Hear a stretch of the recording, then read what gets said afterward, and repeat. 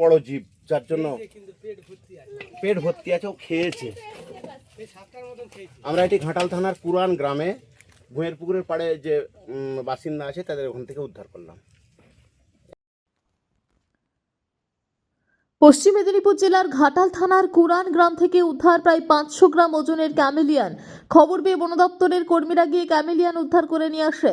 জানা যায় কুরান গ্রামের বাসিন্দা কার্তিক পণ্ডিতের বাড়িতে একটি পেয়ারা গাছে আজ এই ক্যামেলিয়ানটিকে দেখে চাঞ্চল্য ছড়িয়ে পড়ে।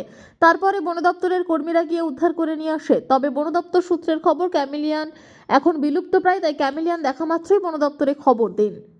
গাছে উঠছিল, গাছ থেকে উঠতে আমি আকর্ষণ করে নামিয়ে আর ডিবাই ঢুকিয়ে দিয়েছি। আচ্ছা, এইটি সম্বন্ধে জানেন কিছু? না, কিছু জানি না। এটা হচ্ছে ক্যামেলিয়ান, হ্যাঁ, বহুরূপী যেটাকে বলা হয়। আচ্ছা, বাজারে কিছু মানুষ গুজবও রুটিয়ে রেখেছে যে এরা নাকি প্রচুর, এই জিনিসটা প্রচুর কোটি কোটি টাকায় বিক্রি হয়। আচ্ছা, তার মানে এখন আমার কাছে আছে, আমি তো কোটিপতি। হ্যাঁ, আমাকে 50 দিয়ে যাও।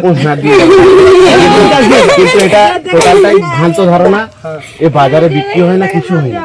মানুষের চোরা কারবারি কিছু দুষ্টু চক্র আছে, তারা এই মানে কুসংস্কারটা রটিয়ে রেখেছে। এরা বিক্রি হয় না, কিছু হয় না। টেরফেক ইঞ্জেকশন নিলেই হবে। এরা বিষাক্ত নয়, এরা গাছে পোকামাকড় খাওয়ার জন্য চলে আসে, এরা বিষাক্ত নয়, কিন্তু এটি খুবই বড়। শেখ রতনের রিপোর্ট, পিবি নিউজ।